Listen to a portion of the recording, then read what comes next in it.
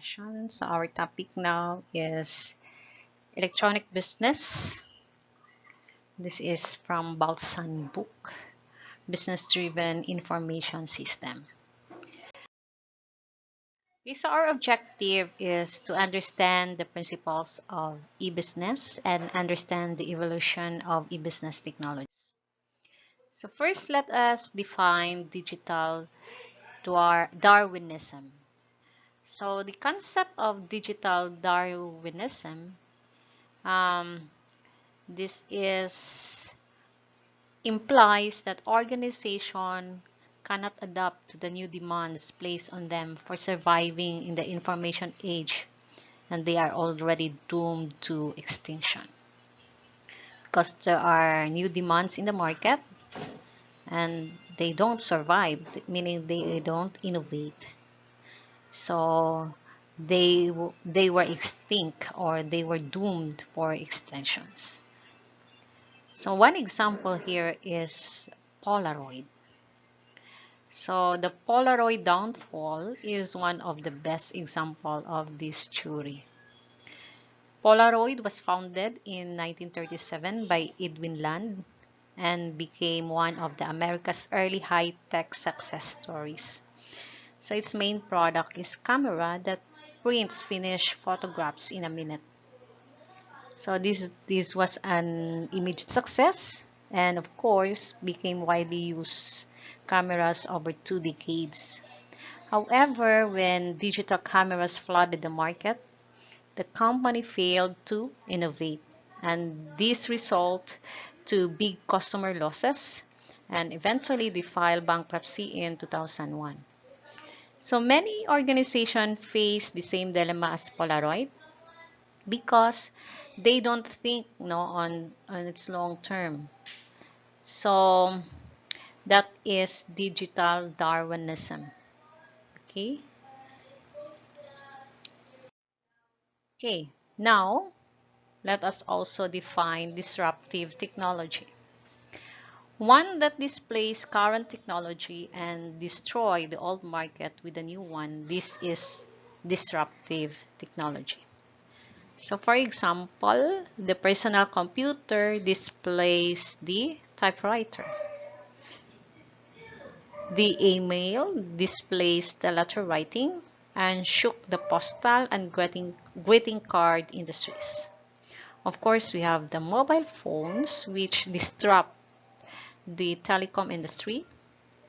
The smartphones, which affect various forms that manufactures the pocket cameras, the MP3 players, calculators, and even GPS devices.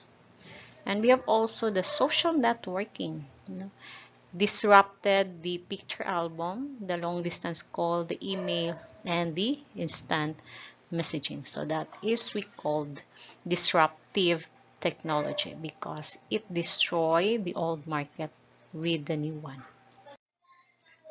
We have also called sustaining technologies.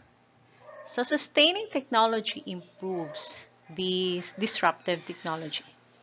Sustaining technologies tend to make established market products better, faster, and cheaper. So for example, the smartphone manufacturer, which improves its products by adding new features, expanding the RAM, and so on. So that is sustaining technology. They adapt to the trend, to the demands of the market, and of course, they conduct research and development over the product. Okay, again, disruptive versus sustaining technology. So we have here the steamboats. This is the steamboat. The transistor radios. We have also the Intel 8088 processor. What they have all in common. Okay, so of course, the innovate. One thing is Intel innovate. The steamboat, they already not already in the market, but they are already innovating. How about the radio? The radio was already replaced. but still there are people who are still using radio nowadays. But most of the time, it was disrupted by TVs and even social media. Okay, so disruptive technology, this is a new way of doing things that initially does not meet the needs of existing customers. So the one who disrupt the old technology. So I call it disruptive. While sustaining, it produces improve the product. They tend to research the demand of the market so that customers are still eager to buy their products. Okay. Now, we have the internet and the World Wide Web. And this is the ultimate business disruptors. Okay? This change, of course, the business platform. You know? Internet is a massive network that connects computers all over the world and allows them to communicate with one another. Okay, so this is the one biggest forces. Now, of course, it's change, improve many industries, especially in year 1960, where computers are very large and not portable. And then, of course, there we have the magnetic tapes, and then look on the history of internet, history of computers. Before they use this for communication, it comes of war. But now it's already the internet evolved. Okay, later we will talk about the history of these technologies. So organization must be able to transform, of course, because market, the economic environment, the technologies change. So if you are part of the organization, you must also transform.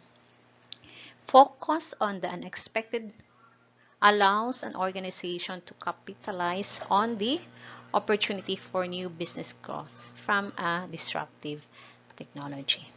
Okay, so meaning you need to focus because there are um, unexpected what we call in the future. We cannot predict the future. Even nowadays, we cannot predict that the pandemic will extend. So organization must capitalize, of course, their opportunity for growing their business, and especially on the internet, they may also adapt the changes, on focusing this because this is the biggest, the ultimate disruptors of business, the internet. So these are the events of our history on the technology. So we have 1965 when MIT Lincoln Lab successfully make two computers share data with one another using packet switching technologies. And then in 1972, email was introduced by Ram Tomlinson. So it introduced network email. In 1973, the University College of London and Royal Radar Establishment able to connect to the ARPANET. Okay, and this connection is the birth of internet. It is on 1973. And then in 1974, Telenet was born, which is the first internet service provider. Okay, so it was Vinton Cerf and Bob Kahn, which is the fathers of the internet, which they publish a protocol for packet network connection, which details the design of transfer control protocol. Then in 1982, transmission control protocol, the TCP, and the internet protocol, the IP, commonly known as TCP/IP, emerged as the standard protocol for internet. Okay, so we have the internet protocol. Then we have a 1983 domain name system, establishes the familiar .edu, .gov, .com, etc. for naming the website. So it's easier to remember than using numbers. Okay. And then in 1990, the first web browser, the World Wide Web, was introduced. Okay. And now let's go to the e-commerce and business. So let us first differentiate. When we say e-commerce, this is the buying and selling of goods and services using the internet. So specifically, it is the transaction of goods and services. So there is buying and selling of services using the internet. So this is very specific. But on the other hand, the e-business is very broad. The bigger picture of e-commerce, because online activities, not only on the buying and selling of goods, but other activities like the internal and external business operation, such as servicing customer accounts, collaborating with partners, exchanging real-time information, is introduced in the e-business. So it refers to all the aspects of operating an online business. E-business also provides companies a new marketplace platform for those who are willing to move their business operation online. So e-business refers to all aspects, no? While e-commerce is more on specific on the transaction of goods and services. See, what are the advantage of e-business? So e-business expand the global reach. It makes information can be accessed anytime, anywhere, all over the globe. So when you say information, it reach measures to the number or numerous of people. Firm can communicate with all over the world. So it's already world, not local, not national, because of e-business. So customers need rich information to make the right purchase decision. And of course, sellers need the information to reach the market and differentiate themselves from the competition. So opening the new market. Okay. So e-business also reduces cost. Since it operates 24/7, it also boosts customer satisfaction for a faster delivery cycle. Okay, so opening the new market, there, if you have your market, your new product, you can already introduce it and it could reach anywhere.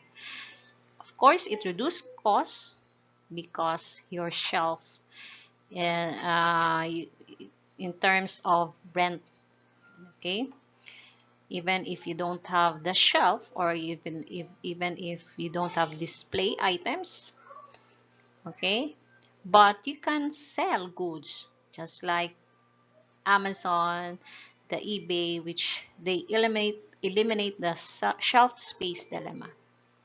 They can offer infinite products. We have another examples, the Netflix, the cinema. Cinema has limited seats while Netflix is unlimited.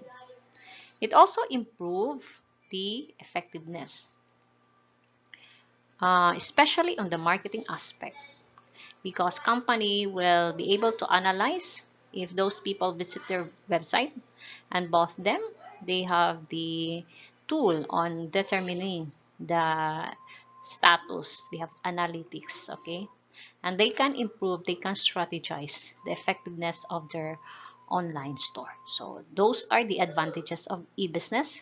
First, expanding global reach, opening new markets, reducing cost, improving operations, improving effectiveness.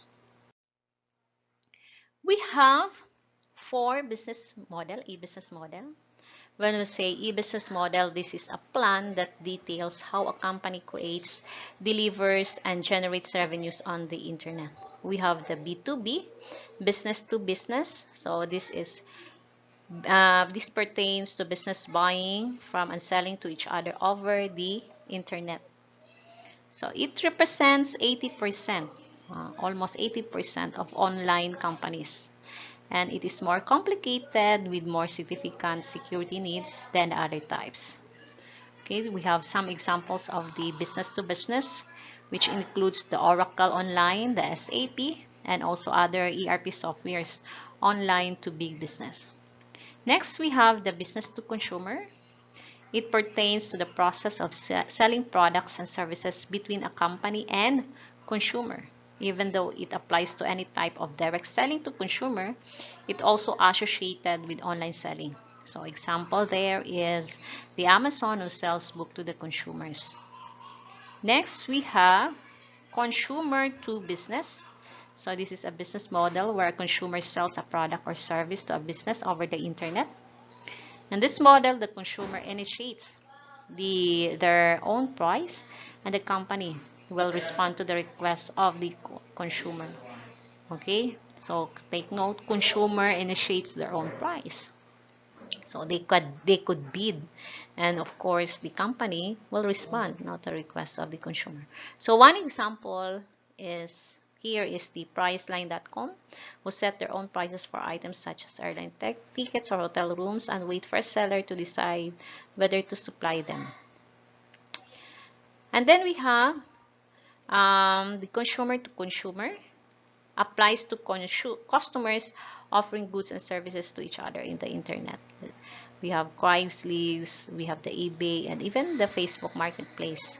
They are well-known examples of consumer to consumer.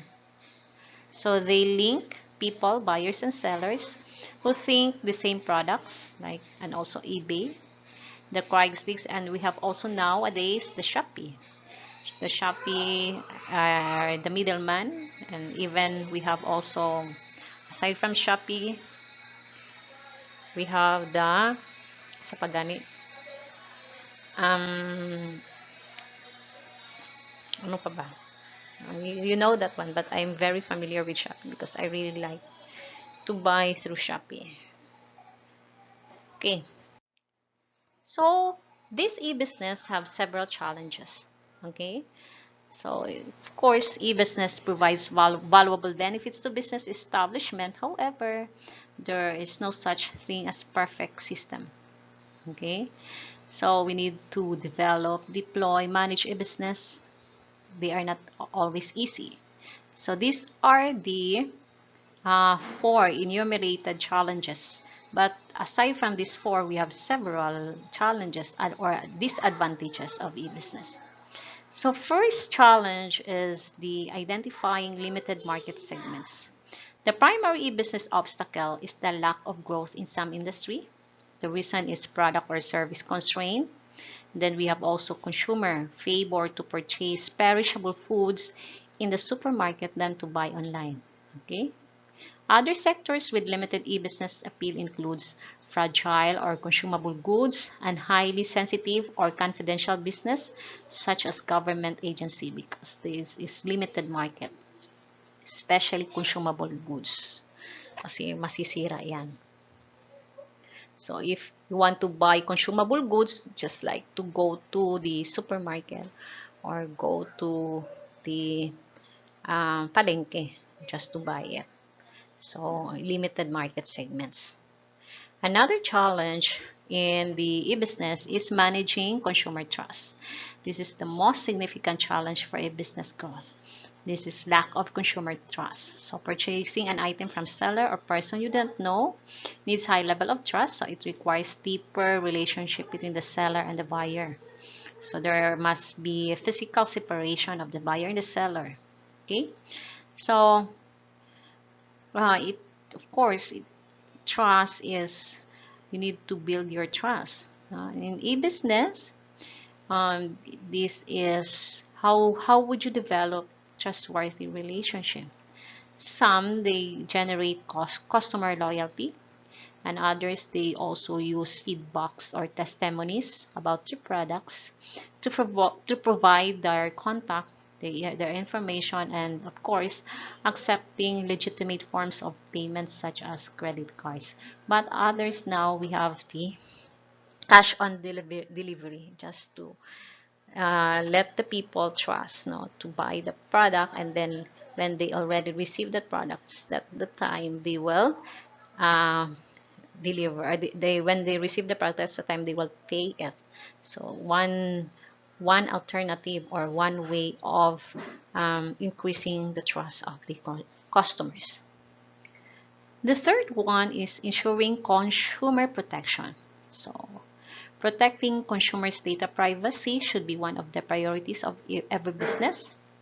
So an organization who wants to improve their competitive advantage must not only serve, but also protect its customers. So they must guard their customer against unsolicited goods and communication, illegal or harmful goods, insufficient information about goods and supplies. Of course, invasion of privacy, misuse of personal information, and there are also online fraud.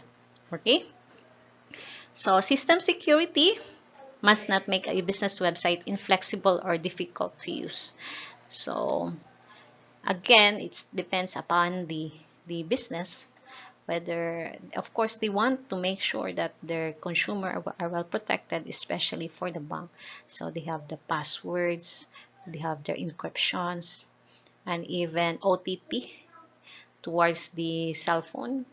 There is text message, mga code, just to make sure that you are the real owner to that platform.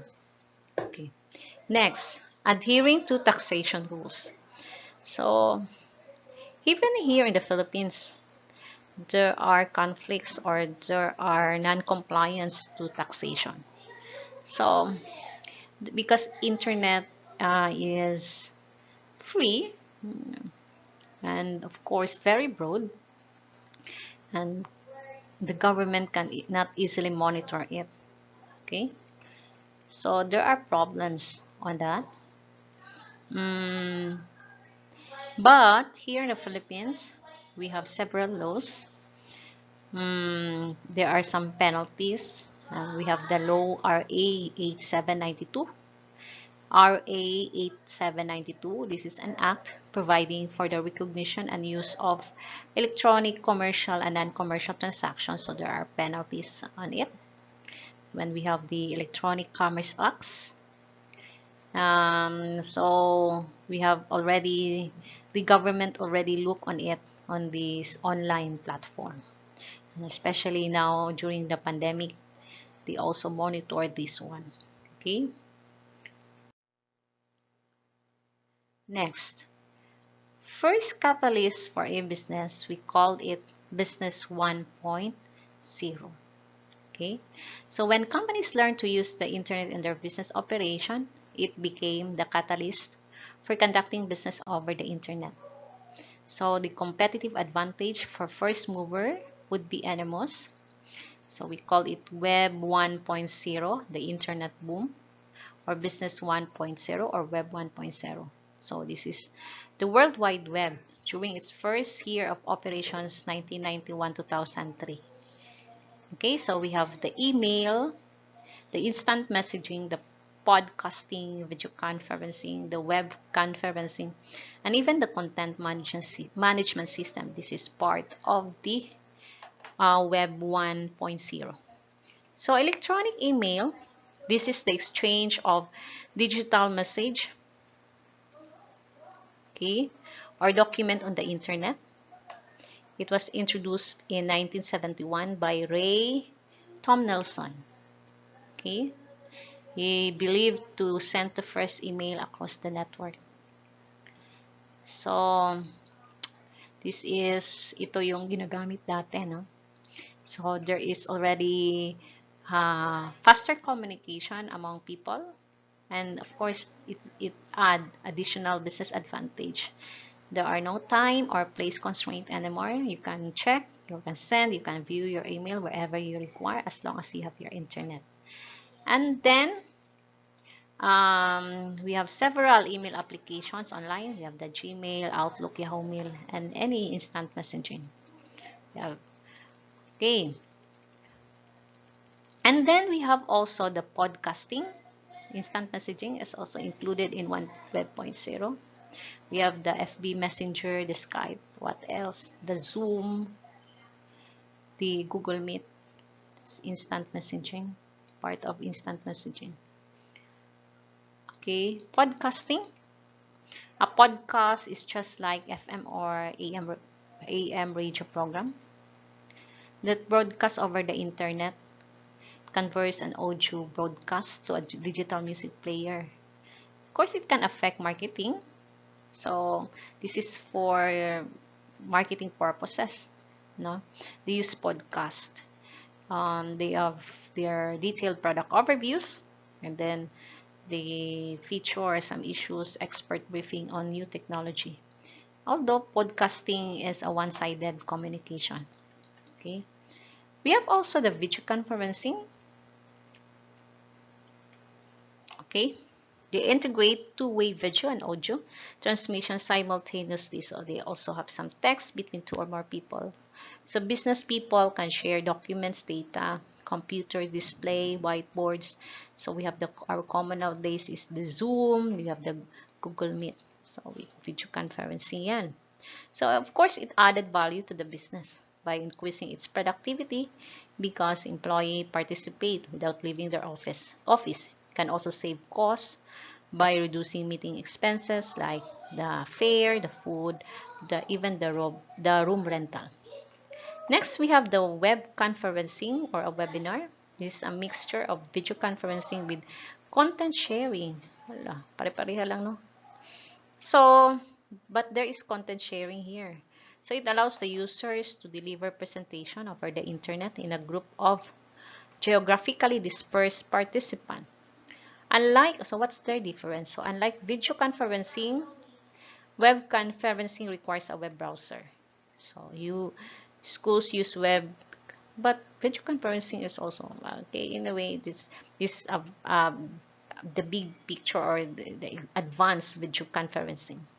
Because school use this web conferencing, we have the Google Meet delivery lectures to students.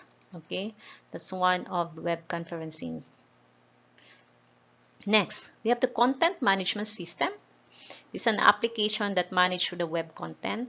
It includes text, image, video, sounds. Okay, this is typically stored in a database, displayed in a presentation layer based on the set of templates. This content management system allows users to easily create, format content, store in one place, and then assign privileges and responsibilities based on the role as an author, editor, and admin. Okay, there is also live content over the web.